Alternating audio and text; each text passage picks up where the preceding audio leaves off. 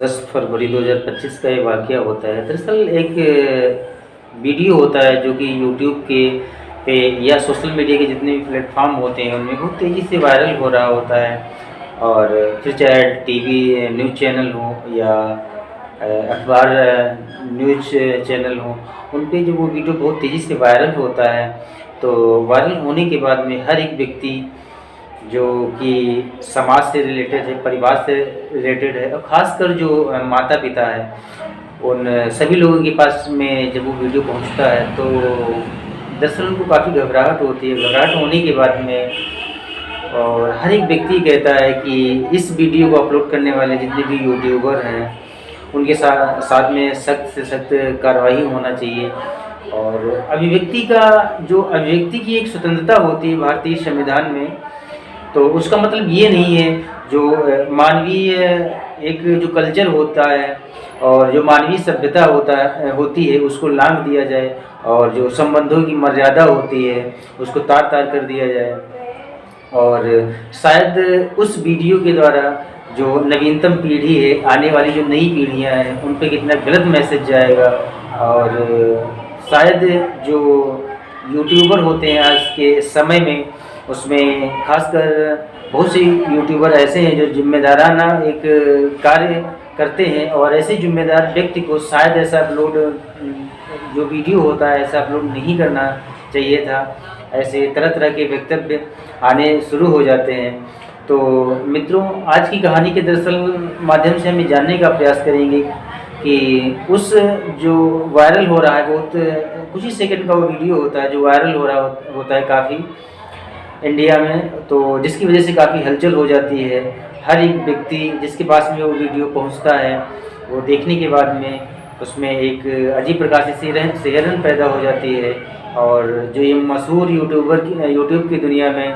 भारत की जो मशहूर यूट्यूबर हैं, समय रैना, उनके खिलाफ, और या फिर रणवीर इलाहाबादिया, ये भी बहुत मशहूर यूट्यूबर हैं, इनके खिलाफ में लोग एक्शन करने की बात कहने लगते हैं। मित्रों नमस्कार, सत श्री अकाल, आदाब, राम राम। मैं मुकेश मिश्रा। मित्रों, आज के मेरे इस न्यू एपिसोड में आप सभी लोगों का बहुत बहुत हार्दिक स्वागत है, अभिनंदन और आत्मीयता के तौर पे बहुत बहुत प्यार और आपके स्वर्ण में इसकी गाना। मित्रों, आज की जो सच्ची घटना महाराष्ट्र प्रदेश की राजधानी जो पड़ती है मुंबई, और मुंबई के ही पड़ोस में एक जगह लगती है खार। खार में एक दरअसल एक स्टूडियो होता है और उस स्टूडियो के जो मुख्य संचालक होते हैं वो मशहूर जो यूट्यूबर होते हैं जिनका नाम समय रैना होता है, वो होते हैं। और जिसमें रणवीर इलाहाबादिया, ये भी बहुत मशहूर यूट्यूबर हैं। इनके दरअसल जो फॉलोअर हैं वो मिलियन में तकरीबन बताया जाता है 10 मिलियन के करीब इनके फॉलोअर होते हैं। और वहाँ का जो स्टूडियो होता है तो उसका नाम होता है दरअसल इंडियाज़ गॉट टैलेंट। ये एक स्टूडियो इस नाम से चलाते हैं और उसमें मेनली ये एक कॉमेडी शो होता है इनका, और इसमें तकरीबन 90 सेकंड का टाइम दिया जाता है। और गांव में रहने वाले या शहरों में रहने वाले ऐसे प्रतिभागी या ऐसी बच्चे जिनमें टैलेंट या प्रतिभा छिपी है, लेकिन उनको बड़ी स्टेजों पे जाके अपना जो टैलेंट होता है, प्रतिभा होती है, उसको निखारने का मौका नहीं मिलता है, तो ऐसे बच्चों को वहाँ पे उनको चांस दिया जाता है। और 90 सेकंड का जो टाइम होता है, उस 90 सेकंड के अंदर उस टैलेंट को निखारना होता है। तो दरअसल उस शो के दौरान एक कार्यक्रम चल रहा होता है, तो उस कार्यक्रम में जो मशहूर यूट्यूबर होते हैं रणवीर इलाहाबादिया, वो एक बात कहते हैं, एक प्रश्न करते हैं कि वृद्धावस्था की उम्र तक क्या अपने माता पिता को आप लोग सेक्स करना देखना चाहेंगे? ऐसी जब बात, अमर्यादित बात कहते हैं तो ये शायद अच्छी बात नहीं होती है, लेकिन हद तो तब हो जाती है कि उसी शो में शायद एक लड़की भी होती है। वो लड़की ऐसी बात कहती है, उस बात को शायद मैं अपने मुख से शब्दों के द्वारा बयां नहीं कर सकता। शायद मैं इस यूट्यूब की दुनिया में अपने मुख से उस बात को कहना भी नहीं चाहूँगा। तो हालांकि जब इस सेक्स की बात उसमें की जाती है तो उसमें कुछ लोग होते हैं उसको मना करते हैं, और उससे ये भी कहा जाता है कि शायद आपको ये बात नहीं कहना चाहिए था। और हद तो तब हो जाती है कि ऐसा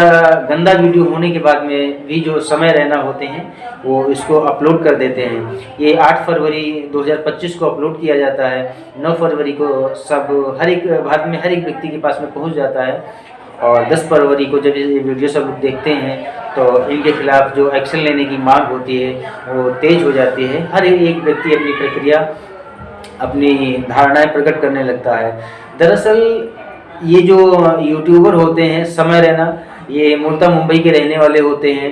और इन्होंने शिक्षा के क्षेत्र में जैसे बड़े बड़े बिजनेसमैन होते हैं, तो जैसे उनके बच्चे बड़े बड़े स्कूलों में पढ़ते हैं वैसे ये भी एक बहुत वीआईपी स्कूल होता है, उसमें इन्होंने पढ़ाई की, बीटेक भी किया। और जब इनको अपना करियर नहीं दिखा तो जब ये साल आता है सन 2017 का, तब उनकी उम्र तकरीबन 22 साल के करीब रही होगी। फिर इन्होंने उस समय यूट्यूब की दुनिया में अपना करियर बनाना चाहा और सबसे पहले अपना 2017 में एक चैनल बनाया और अब तो तकरीबन उनके 10 चैनल हैं चल रहे हैं और तकरीबन 3 ऐसे चैनल हैं जिसमें उनके 10 मिलियन के करीब में फॉलोअर हैं होते हैं। और अगर देखा जाए तो पर मंथ की इनकी जो अर्निंग होती है पैसों में वो तकरीबन 35 लाख के करीब होती है। और जब ये शो चल रहा होता है तो उसमें जो बहुत जिम्मेदार व्यक्ति होते हैं, जिसमें ये यूट्यूबर समय रैना होते हैं और यूट्यूबर ये रणवीर इलाहाबादिया होते हैं, और उसमें जो जज का रोल दरअसल निभा रहे होते हैं वो भी बहुत मशहूर यूट्यूबर होते हैं जिनका नाम होता है जसप्रीत सिंह। और एक यूट्यूबर और होते हैं आशीष चंचलानी, और एक यूट्यूबर और होते हैं जिनका नाम होता है अपूर्वा मखीजा। तो ये सब लोग इतना रिस्पॉन्सिबल, इतना जिम्मेदार व्यक्ति होने के बाद में भी इस चीज़ पे प्रक्रियाएं अपनी व्यक्त नहीं करते हैं और ये वीडियो अपलोड कर दिया जाता है। हालांकि इसके बाद में अगर जो देखा जाए तो एक मुंबई के वकील साहब हैं जो कि एक भारत का एक जिम्मेदार विभाग है, वहाँ पे जाके एक एप्लीकेशन देते हैं और कहते हैं कि जो अभिव्यक्ति की आज़ादी है भारतीय संविधान के अनुसार, तो उसका मतलब ये भी नहीं होता है कि शायद जो मानवीय सद्वृत्ति और मानवीय रिश्तों की एक मर्यादित जो डोर होती है उसको तोड़ दिया जाए और मानवीय रिश्तों की जो एक मर्यादा होती है उसको कलंकित कर दिया जाए। जब कोई बात एक मीडिया के सामने आके कोई व्यक्ति कहता है, एक यूट्यूबर ऐसी बात कहता है कि क्या वृद्धावस्था में भी अपने माँ बाप को सेक्स करना देखना चाहेंगे, पसंद करेंगे इन चीज़ों को, जब ये चीज़ें किसी भी बच्चे या लड़की के सामने ये पहुँचते हैं या कोई भी ऐसे बच्चे जिनकी एज तकरीबन 12 से 15 साल के करीब है ऐसा वीडियो को देखते हैं तो उन पे क्या मैसेज जाएगा। और जिस समाज की हम परिकल्पना करते हैं, एक अच्छा समाज हो, एक संस्कारों से परिपूर्ण एक संस्कार का सृजन हो, क्या ऐसे समाज की हम सृजनता कर पाएंगे, रचना कर पाएंगे? तो ऐसी तरह से वक्तव्य आने शुरू हो जाते हैं। हालांकि उसके बाद में जब सोशल मीडिया पे वीडियो वायरल होता है और उसके बाद में कुछ मुंबई के जिम्मेदार व्यक्ति और होते हैं, वो एक लिखित तौर पे प्रार्थना पत्र जो महाराष्ट्र के मुख्यमंत्री होते हैं देवेंद्र फडणवीस जी, उनको भी सौंपते हैं और इन यूट्यूबरों के खिलाफ में उच्चतम कार्रवाई की मांग करते हैं। हालांकि जो कुछ ही सेकंड का वो वीडियो होता है अमर्यादित, उस वीडियो को फिर उस सोशल मीडिया पर से हटा दिया जाता है। और हालांकि इसमें जो ये रणवीर इलाहाबादिया होते हैं, इनके द्वारा एक वक्तव्य भी आता है माफ़ी मांगने का, लेकिन माफ़ी मांगने का इनका अगर तरीका देखा जाए तो उसमें भी एक अकड़ जैसी इनके अंदर छिपी होती है कि हालांकि हमने अपराध किया है और ऐसा अपराध किया है जो कि मानवता को शर्मसार करने वाला है, लेकिन फिर भी माफ़ी मांगने का एक जो तरीका होता है, एक लहजा होता है, उसमें साफ झलकता होता है कि उनमें एक अकड़ है, एक बहसीपन है। इतना अमर्यादित वीडियो अपलोड करने के बाद में भी उनको अफसोस नहीं है। और इन यूट्यूबरों की अगर जो बात की जाए तो 2024 का जब एक फंक्शन होता है यूट्यूबरों का, जिसमें जो भारत के प्रधानमंत्री होते हैं नरेंद्र मोदी जी, वो भारत के जितने भी मशहूर यूट्यूबर होते हैं उनको आमंत्रित करते हैं और आमंत्रित करने के बाद में फिर इसी कार्यक्रम के जो यूट्यूबर होते हैं समय रैना और रणवीर इलाहाबादिया, इनका चयन होता है। चयन करने के बाद में जो प्रधानमंत्री नरेंद्र मोदी जी होते हैं इनको पुरस्कृत भी करते हैं और प्रस्तुत करने के बाद में शायद इनके भाव इतने बढ़ जाते हैं कि शायद ये ऐसी अमर्यादित टिप्पणी करने लगते हैं समाज के ऊपर, जिनका गलत मैसेज आता है समाज पे आने वाली जो नवीनतम पीढ़ियाँ हैं उन पे। ना जाने क्या उनका भविष्य होगा, ना जाने उनका क्या कल्चर होगा, क्या उनका व्यक्तित्व होगा, क्या उनकी नैतिकता होगी, अगर एक जिम्मेदार व्यक्ति समाज में ऐसी अपनी अभिव्यक्ति देता है या टिप्पणी करता है। और इन यूट्यूबरों के बारे में अगर जो बात की जाए तो ये यूट्यूबर, जैसे एक बहुत मशहूर यूट्यूबर है ध्रुव राठी जी, उनका भी इन यूट्यूबरों ने इंटरव्यू लिया है, और जिसमें भारत के बहुत ही मशहूर जो कवि हैं हिंदी से रिलेटेड, हिंदी साहित्य के, डॉक्टर कुमार विश्वास जी, उनका भी इंटरव्यू इनके द्वारा किया जाता है। और जो भारत के ये इस समय जो ये लोक निर्माण जो मंत्रालय होता है एक केंद्र में, उसके जो मंत्री हैं नितिन गडकरी जी, उनका भी इंटरव्यू इनके द्वारा लिया जाता है। और इस लिस्ट में अगर देखा जाए तो काफ़ी लोगों के नाम हैं, जैसे ये दृष्टि IAS जो की जो शाखा चलाते हैं दिल्ली में, डॉक्टर विकास दिव्यकीर्ति जी, उनका भी इंटरव्यू इनके द्वारा लिया जाता है। और जैसे स्मृति ईरानी जी हो गई और पीयूष गोयल जी हो गए, जो कि भारत गवर्नमेंट में रेल मंत्रालय जिनके पास में रहा। और अजय देवगन जो फिल्म अभिनेता हैं, उनका भी इंटरव्यू इनके द्वारा लिया गया है। हालांकि इनका जो यूट्यूब चैनल है वो भारत के सबसे मशहूर यूट्यूबरों में से एक चैनल शायद माना जाता है। और इनकी कमाई अगर देखी जाए तो तकरीबन 35 लाख के नियर अबाउट होती है एक महीने के अंदर। और इनके तकरीबन 7 चैनल होते हैं, लेकिन मेनली इनके 3 चैनल होते हैं जिसमें तकरीबन 10 मिलियन के करीब जो फॉलोअर होते हैं वो होते हैं। और अब इसके बाद में जब ये प्रक्रियाएं जब ऐसी आनी शुरू होती हैं तो उसके बाद में हर एक व्यक्ति की टिप्पणी, हर एक व्यक्ति के जो विचार होते हैं वो व्यक्त करते हैं, और इनके खिलाफ जो एक कठिनतम से कठिन जो कार्रवाई हो सकती है उसकी मांग करते हैं। हालांकि इस केस के खिलाफ जो मुकदमा होता है वो पंजीकृत कर दिया जाता है मुंबई में। और अगर जो इनके खिलाफ दोष सिद्ध होते हैं,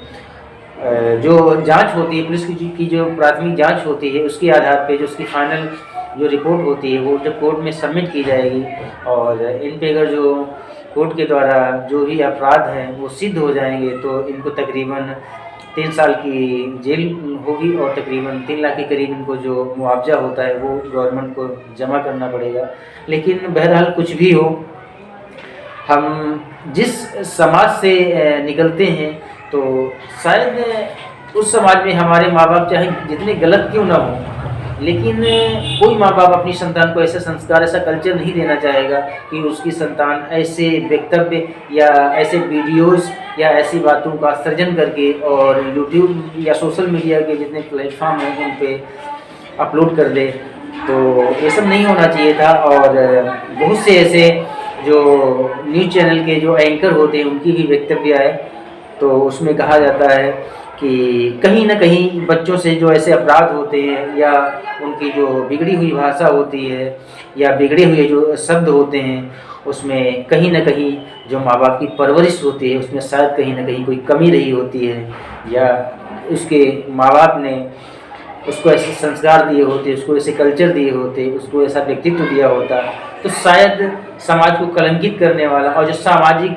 रिश्ते होते हैं, चाहे वो भाई बहन के हों या माता पिता के हों या गुरु शिष्य के हों या पति पत्नी के हों या पिता पुत्र के हों, तो ऐसे जितने भी समाज में रिश्ते होते हैं उन रिश्तों को जो कलंकित करने वाला काम है इन यूट्यूबरों ने किया। ऐसा सभी लोगों के अपना वक्तव्य आने शुरू हो जाते हैं। लेकिन बहरहाल कुछ भी हो, मैं व्यक्तिगत तौर पे ये कहना चाहूँगा, अगर उन लोगों ने जो अभिव्यक्ति की आज़ादी होती है उसका गलत उन्होंने यूज किया, गलत उसका प्रयोग किया है और उनके द्वारा प्रयोग किया गया एक शब्द और उनके द्वारा प्रयोग की गई जो टिप्पणी वो समाज को कलंकित करने वाली है, और शायद उन्होंने ऐसा जो किया है, तो मैं भी पर्सनल तौर पे ये जो भारतीय गवर्नमेंट है उससे ये रिक्वेस्ट करता हूँ कि इनके खिलाफ सख्त से सख्त कार्रवाई की जाए, ताकि आने वाले भविष्य में जो हमारी नवीनतम पीढ़ियाँ हैं उनके खिलाफ ऐसे यूट्यूबर कभी भी कोई भी गलत वक्तव्य कभी भी गलत कोई बयानबाजी, कभी भी गलत कोई कमेंट ना वीडियो के माध्यम से अपलोड करें। और मित्रों, इस घटनाक्रम को आप सभी लोगों को सुनाने का मेरा इरादा ये कतई नहीं है कि आपको कष्ट हो, आपको पीड़ा हो। इस घटनाक्रम, इस वाक़या को आप सभी लोगों को सुनाने का मेरा मेन मकसद ये है कि आप लोग सजग हों, दूरदर्शी बने, मेच्योर बने और अपना ध्यान रखिए मित्रों। आशा करते हैं आप सब लोग अच्छे होंगे। मित्रों, इस एपिसोड में इतना ही। मिलते हैं नेक्स्ट एपिसोड में। इससे ज़्यादा कहीं उन्हें बताने का प्रयास करेंगे। तब तक के लिए आप सभी लोगों को बहुत बहुत हार्दिक शुभकामनाएं, ढेर सारा प्यार और आपके स्वर्ण भविष्य की कामना। मित्रों, जय हिंद, जय भारत।